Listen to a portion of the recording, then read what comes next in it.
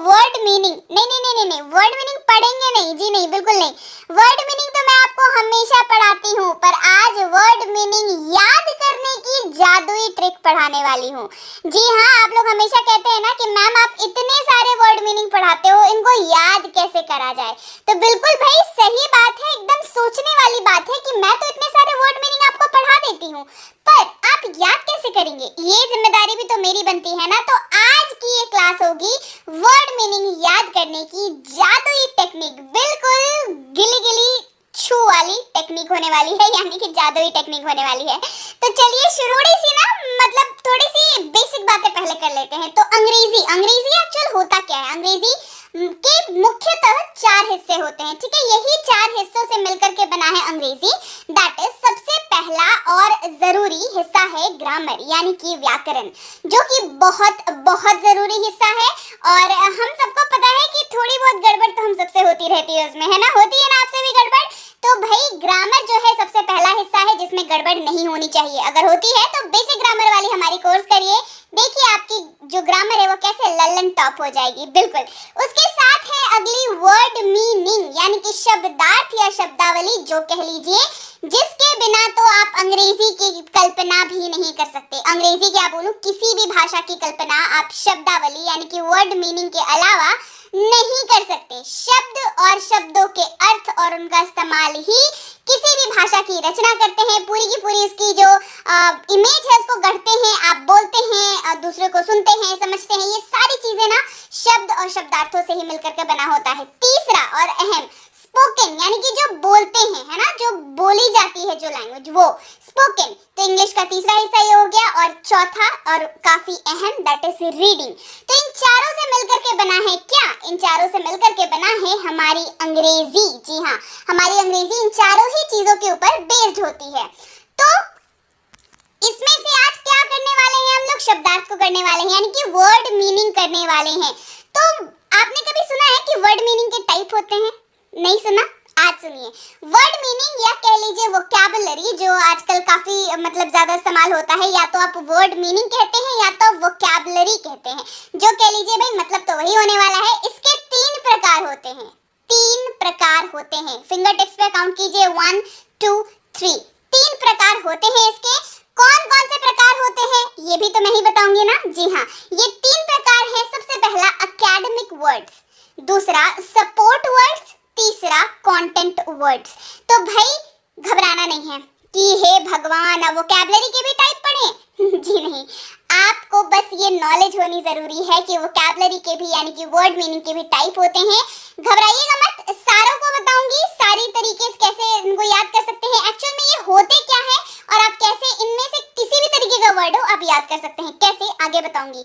सबसे पहला academic word है, दूसरा सपोर्ट वर्ड है, तीसरा कंटेंट वर्ड है। अब आप कैसे पहचानेंगे कि जो वर्ड आप याद कर रहे हैं या जो शब्द आप इस्तेमाल कर रहे हैं वो कौन सा वर्ड है? ऑल्दो इसमें ज्यादा दिमाग लगाने की आपको जरूरत है नहीं, पर फिर भी थोड़ी सी एक्स्ट्रा ज्ञान, थोड़े से एक्स्ट्रा नॉलेज के लिए जान लीजिए।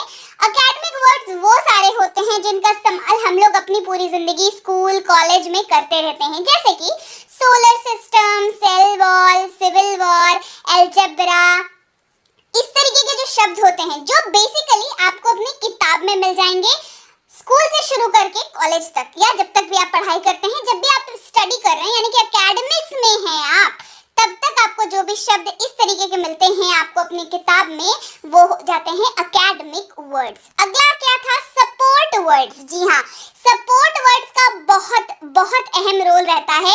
ये उनको पता होगा जो कॉम्पिटिटिव की तैयारी करते हैं। जी हाँ, आप जो भी शब्दों को पढ़ते हैं हम अपनी एग्जाम के प्रिपरेशन के लिए, वो होते हैं सपोर्ट वर्ड्स, जो सपोर्टिव कैरेक्टर प्ले करते हैं, जैसे कि एम्बीडेक्स्ट्रस, इराडिकेट, एलिस्ट्रिस्टिक, अबैश, ये सारे जो शब्द हैं वो सपोर्ट वर्ड है। ठीक है, इतने बड़े बड़े शब्द हैं, देख के ज्यादा घबराने की जरूरत नहीं है। अगर आपको इन शब्दों का अर्थ जानना है तो मुझे कमेंट करके बताइए। काफी इंटरेस्टिंग और सुपर सा तरीका है इन शब्दों को भी याद करने का। थोड़े बड़े हैं लेकिन बहुत ज्यादा इंटरेस्टिंग है, और इनको याद अगर आप इस्तेमाल करने लगिएगा तो अलग लेवल की इंग्लिश हो जाएगी आपकी। चलिए सपोर्ट वर्ड्स पे बाद में बात करेंगे। और अब है कंटेंट वर्ड। जी हाँ, जो आप अंग्रेजी बोलने के लिए इस्तेमाल करते हैं या करेंगे उन्हीं को कहते हैं कंटेंट वर्ड, जैसे कि सेपरेट, यूज, कंबाइन, ये जस्ट कुछ एक एग्जांपल्स थे। यानी कि जो शब्द आपको मैं कराती हूँ, बोलती हूँ कि आज हम लोग पढ़ने वाले हैं बहुत महत्वपूर्ण शब्द जो आपको रोज इस्तेमाल होते हैं, वो सारे जो रोज इस्तेमाल होने वाले शब्द हैं वही शब्द हैं कंटेंट वर्ड्स। जी हाँ, तो अब आपने जाना कि कितने तरह के शब्द होते हैं और कैसे कैसे उनका इस्तेमाल होता है, क्या होते हैं एक्चुअल में वो, और आपको कौन से शब्दों की सबसे ज्यादा जरूरत है अंग्रेजी बोलने के लिए। तो यहाँ तक तो बात हो गई भाई, मतलब हमने समझ लिया कि 3 तरह के वर्ड टाइप होते हैं और ये होता है वो होता है, लेकिन मैम ने तो बताया था कि जादुई ट्रिक बताएंगी। बस बस बस वही है, अगला आपका जादुई ट्रिक जो है वो ये है, आपको वोकैबुलरी याद करने के लिए जिस जादुई ट्रिक की जरूरत है वो है कट मेथड। जी हाँ, बिल्कुल सही आपने सुना, CUT जोड़ के पढ़ेंगे तो कट होता है। तो चलिए भाई कट मेथड ही बुलाते हैं इसको। ये सबसे पहले बता दूं, ये ट्राइड टेस्टेड प्रूवन मेथड है। जी हाँ, सही सुना, ये ट्राई हो चुका है, टेस्ट हो चुका है और इससे रिजल्ट्स गारंटीड है, प्रूवन है इससे रिजल्ट। तो इसको हल्के में लेने की तो आप गलती कर ही नहीं सकते, है ना। कट मेथड बहुत बहुत इंपॉर्टेंट है। चलिए आज इसी मेथड के बारे में हम लोग जानेंगे। तो आखिर क्या है ये कट मेथड। सबसे पहले सी, कट का स्पेलिंग क्या, कट की स्पेलिंग क्या बताई, CUT। तो सबसे पहले जानेंगे सी। सी का मतलब क्या है, सी का मतलब यहाँ पर है क्रॉस मेमोराइज। क्या है, उल्टी पलटी विधि। सीधे सीधे भाषा में, आसान भाषा में समझते हैं, उल्टी पलटी विधि यानी कि क्रॉस मेमोराइज मेथड। अगला क्या है, यू, वीक में एक बार उपयोग यानी कि use once in a week, सप्ताह में एक बार तो इस्तेमाल करना है, use once in a week. T stands for week में 3 बार रिवाइज करना है, read thrice in a week यानी कि सप्ताह में कितनी बार, 3 बार। बहुत ज्यादा है क्या, बिल्कुल नहीं, इतने वर्ड्स याद हो जाएंगे ना कि फिर समझ नहीं आएगा कौन सा इस्तेमाल करें। तो ये मेथड इस्तेमाल करना है, बिल्कुल इस्तेमाल करना है और शब्दों को कर लेना है बिल्कुल अपनी मुट्ठी में। तो तीसरा है टी, जो कि है read thrice in a week यानी कि सप्ताह में 3 बार रिवाइज हम लोग इसको करेंगे। तो चलिए सबसे पहले उल्टी पलटी विधि, जिसका नाम ही बहुत ज्यादा इंटरेस्टिंग है, उल्टी पलटी विधि के बारे में जानते हैं, जो कि है क्रॉस मेमोराइज मेथड या विधि, जो कह लीजिए आपको जैसे याद रहे आप वैसे ही पढ़िए इसको, ठीक है। चलिए तो सबसे पहले देखते हैं, आपके सामने स्क्रीन पे आपको कुछ शब्द दिखाई दे रहे हैं, जो कि है सबसे पहला ढूंढना या खोज करना, मतलब फाइंड। फिनिश यानी कि खत्म करना या पूरा करना। फॉरगेट यानी कि भूलना। फॉरगिव यानी कि क्षमा करना। फेस यानी कि सामना करना। 5 शब्द हैं आपके सामने स्क्रीन पे। हमने इसको क्या किया, पहले अंग्रेजी को पढ़ा और फिर उसकी मीनिंग को हिंदी में पढ़ा। क्या किया, ध्यान से सुनिएगा फिर से। फाइंड यानी कि ढूंढना या खोज करना। फिनिश खत्म करना या पूरा करना। फॉरगेट भूलना। फॉरगिव क्षमा करना। फेस सामना करना। क्या कर रहे हैं, पहले अंग्रेजी पढ़ रहे हैं, फिर हिंदी पढ़ रहे हैं, फिर अंग्रेजी पढ़ रहे हैं, फिर हिंदी पढ़ रहे हैं। ये हम लोग एक तरीके से पढ़ रहे हैं। अब क्या करना है, पहला मेथड क्या था, क्रॉस मेमोराइज मेथड, उल्टी पलटी विधि। क्या करना है, पलट दीजिए इसको। अब आप इसको क्या करिए, पहले हिंदी पढ़िए फिर अंग्रेजी पढ़िए। ढूंढना या खोज करना मतलब फाइंड। खत्म करना पूरा करना मतलब फिनिश। भूलना मतलब फॉरगेट। क्षमा करना मतलब फॉरगिव। सामना करना मतलब फेस। इसी को कहते हैं उल्टी पलटी विधि। आपको करना है क्या, आपको इन शब्दों को करना है याद उल्टी पलटी विधि से, यानी कि क्रॉस मेमोराइज मेथड से। क्योंकि आपको हमेशा हिंदी से अंग्रेजी में अनुवाद करना हो जरूरी नहीं है, हमेशा अंग्रेजी से हिंदी में अनुवाद करना पड़े ये भी जरूरी नहीं है। कई बार बोलते वक्त आपको हिंदी वाले शब्द जो हैं वो अंग्रेजी में अनुवाद करने होते हैं, कई बार अंग्रेजी वाले शब्द जो है वो अचानक से हिंदी में अनुवाद करने होते हैं। तो इस तरीके से जब आप याद करेंगे, उल्टी पलटी विधि से जब आप याद करेंगे, तो आप हिंदी इस्तेमाल करें या अंग्रेजी इस्तेमाल करें कोई फर्क नहीं पड़ेगा, क्योंकि आपके दिमाग में वो चीज इस तरीके से, ठोस तरीके से वो बैठ जाएगी कि आप फिर कभी उसको भूल ही नहीं पाएंगे। अब मैं आपसे अगर पूछूं एप्पल का मतलब क्या होता है, आप कहेंगे सेब। और मैं अगर बोलूं सेब को अंग्रेजी में क्या कहते हैं, आप कहेंगे एप्पल। तो आपको क्या लगता है ये कौन सी विधि है जो हम लोग बचपन से पढ़ते आ रहे हैं? जी हाँ, बिल्कुल, ये उल्टी पलटी विधि है। हम लोग अपने लाइफ में इतनी बार इसको इधर से उधर और उधर से इधर करके इतनी बार हमने इसको पढ़ रखा है, इतनी बार हमने इसको देख रखा है कि अब हम लोग चाह के भी एप्पल को अंगूर नहीं बोल सकते ना। एप्पल है तो भाई सेब ही होना है। एप्पल को कभी बोला है क्या ये तो अंगूर है? नहीं बोला ना कभी। क्यों? क्योंकि हमने इस विधि अनजाने में ही सही पर इस विधि का इस्तेमाल करके इन शब्दों को याद कर लिया है। बस करना यही है, गेट बैक टू बेसिक्स, और आपको इसी उल्टी पलटी विधि से याद कर लेना है सारे शब्दों को। ये तो हो गई सी की बात। अब मैम ने कट मेथड बताया था ना, यू टी तो बाकी है। दूसरा है शब्द यू।